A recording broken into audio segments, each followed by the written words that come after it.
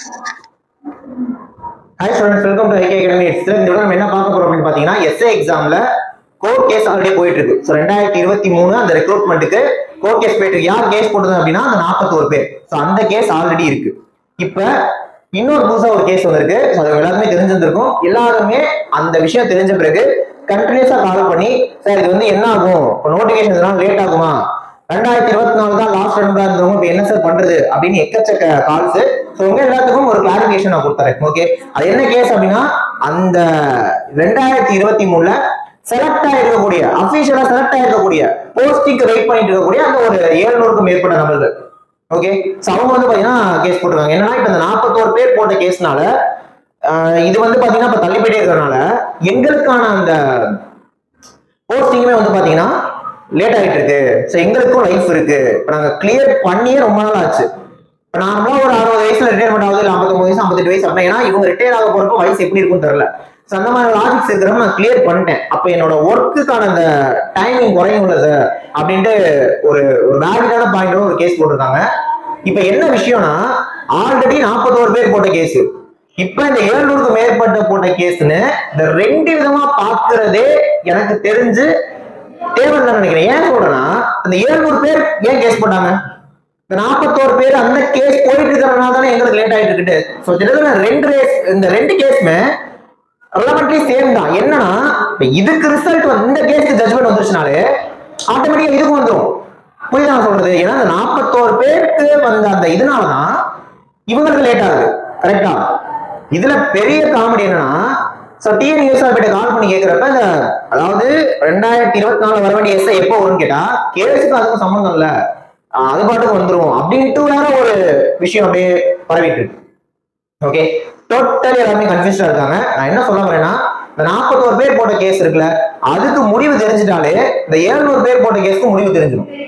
இது முடிஞ்சுன்னா அவங்க போஸ்டிங் போட்டுருவாங்க. இது லேட் ஆயிட்டுனால தான் அந்த கேஸ் நீங்க திரும்ப கேட்கலாம். அப்ப எதுக்கு அந்த 700 பேர் கேஸ் போட்டாங்க அப்படின்னா இதுக்கு முடிவு தெரியாதனால தான் அவங்க போட்டிருக்காங்க. இப்போ இவங்களும் கேஸ் போட்டனால ஓகே இதுவும் நமக்கு விரைவில் முடியறதுக்கு வாய்ப்பு இருக்கு.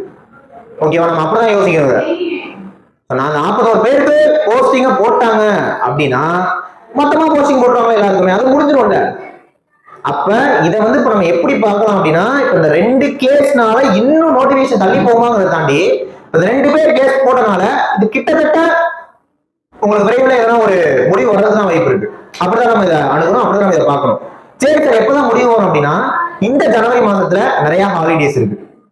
ஓகே, கேஸ் எத்தனை கேஸ் போட்டாலும் ஓகேவா எப்படி பார்த்தாலும் ஒரு பிப்ரவரி ஆயிரும் இந்த கேஸ் முடிஞ்சுன்னா மார்ச்ல நோட்டிபிகேஷன் வர்றதுக்கு நிறைய வாய்ப்புகள் இருக்கு. ஓகே, இப்ப என்ன தெரியுமா நடக்கும், இது திரும்ப முதல்ல 41 பேர் கேஸ் போட்டாங்க, எங்களுக்கு ஏன் ரிசல்ட் வரல அப்படின்ட்டு. இப்ப எங்களை ஏன் வெயிட்டிங்ல வச்சிருக்கீங்க, இந்த 700 பேர் கேஸ் போட்டாங்க. அடுத்து இந்த 2024 தான் லாஸ்ட் அட்டெம்ப்ட் அப்படின்ற ஒரு செட் ஆஃப் ஸ்டூடெண்ட்ஸும் ஒரு கேஸ் எப்படி. அப்புறமா இப்ப இந்த 2023 பிரச்சனைனால 2024 எஸ்சிக்கு படிச்சுட்டு இருக்கக்கூடிய லட்சக்கணக்கான ஸ்டூடெண்ட்ஸ் அவங்களும் ஒரு கேஸ். இது இப்படியே போயிட்டே இருந்தா என்னதான் முடிவு அப்படிங்கிற கேள்வி வருது இல்ல. ஓகே, அதனால இப்ப இந்த இன்னொரு கேஸ் போட்டனால கொஞ்சம் இதுக்கு ஒரு ஏன்னா இப்ப பாருங்க இந்த 700 பேருக்கு ஒரு ஜட்ஜ்மெண்ட் கொடுக்கணும்னா இதையும் முடிச்சு விடுற மாதிரி தான் இருக்கும். புரியுதா சொல்றது? அப்ப 2 கேஸுமே கிட்டத்தட்ட ஒரே விஷயத்தை தான் கேக்குது, 2023 எஸ்ஐயா முடிக்கணும். ஓகேவா? இது வந்து இன்டைரக்டா என்ன சொல்றதுன்னா இப்ப இந்த 2023 எஸ்ஐ முடிச்சாலே அடுத்த எஸ்ஐ நோட்டிபிகேஷன் வந்துடும். அப்ப நம்ம எல்லாரும் சொல்ற விஷயத்தை தான் இந்த 2 கேஸுமே கிட்டத்தட்ட ஒரே நோக்கத்துல பேசுது. அதனால யாரும் ஒரி பண்ண தேவையில்ல. ஆனா நோட்டிபிகேஷன் கொஞ்சம் லேட் ஆகும், எப்படி பார்த்தா ஒரு மார்ச் ஆயிரும். ஓகே, அடுத்த கேள்வி லாஸ்ட் அட்டெம்ப்ட் ஸ்டூடண்ட்ஸ் இப்ப என்ன பண்றது? மார்ச் 2025 நோட்டிபிகேஷன் கொடுத்து 2025 ஜூலை டேட்டா கொடுத்தாங்க, நாங்க என்ன பண்றது? இப்போ அப்படி கொடுக்காத அளவுக்கு நம்ம முடிஞ்ச வரைக்கும் தொடர்ந்து பேசிட்டே இருப்போம். 2024 ஜூலை 1 தான் ஏஜ் லிமிட் வரணுங்கிறத தொடர்ந்து பேசிட்டே இருப்போம். நான் என்ன சொல்றேன் அப்படின்னா இப்ப டிஎன்யூஎஸ்ஆர்பி எல்லாமே கால் பண்றோம், நாங்களும் பண்றோம், நீங்களும் பண்றீங்க, எல்லாமே கால் பண்றாங்க. ஓகே, அந்த இது வந்து கால் பண்ணி கேட்டு இந்த மாதிரி சொல்றப்ப எல்லாருமே ஒரு விஷயத்த சொல்லுங்க, என்னன்னா நோட்டிபிகேஷன் எப்போ வரும், இந்த கேஸ் போயிட்டு இருக்கே இதெல்லாம் சொல்லாம சார் நோட்டிபிகேஷன் எப்போ வந்தாலும் 2024 ஜூலை 1 டேட்டா கொடுக்கணும் சார் அப்படின்னு எல்லாருமே கால் பண்ணி சொல்லிட்டே இருந்தீங்க அப்படின்னா இதனால நிறைய பேர் இருக்காங்க, இதை வெயிட்டிங்ல நிறைய பேர் இருக்காங்க அப்படிங்கிற விஷயம் தெரியும். இதையும் தாண்டி ஒருவேளை 2025 ஜூலை 1 தான் டேட்னு கொடுத்தா லாஸ்ட் வருஷம் கேஸ் போடுவாங்க. புரியுதா நான் சொல்றது? இப்ப இந்த 41 பேர் கேஸ் போட்டிருக்காங்க, 700 பேர் வெயிட்டிங் லிஸ்ட்ல கேஸ் போட்டிருக்காங்க. அப்படிங்கிறப்ப இங்க கேஸ் போடுறதுக்கு ஸ்டூடெண்ட்ஸ் ரெடியா இருக்காங்க. அவங்களுக்கான தேவை வேணும்னா இங்க பேச ஸ்டூடெண்ட்ஸ் ரெடியா இருக்காங்க. அப்படிங்கிறப்ப லாஸ்ட் ஸ்டூடெண்ட்ஸ் ஒரி பண்ணிக்க வேண்டாம். ஆனா நீங்க எல்லாம் சேர்ந்தாதான் இதுல ஏதாவது ஒரு நல்ல விஷயம் நடக்கும். ஓகே, அதனால இப்போதைக்கு கொஞ்சம் வெயிட் பண்ணுவோம். ஏன்னா எப்படியா இருந்தாலும் ஒரு மார்ச் வரைக்கும் எந்த அப்டேட்டும் வர போறது இல்லை. புரியுதுங்களா? சோ அப்ப நோட்டிபிகேஷன் வரப்ப ஒருவேளை ஜூலை 1 2024 கொடுத்துட்டா சூப்பர். ஒருவேளை 2025 கொடுத்தா கேட்போம். புரியுதுங்களா?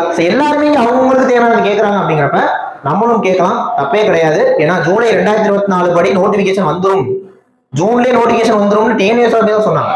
அதனால எனக்கு தெரிஞ்சு இதை கேட்கறது எந்த தப்பும் இல்லை. ஓகே, அதனால இப்ப கேஸுக்கு மேல கேஸ் போய்கிட்டே இருக்கேன் அப்படின்ட்டு இதனால நோட்டிபிகேஷன் இன்னும் லேட் ஆகுமா அப்படின்னு நினைக்க வேண்டாம்.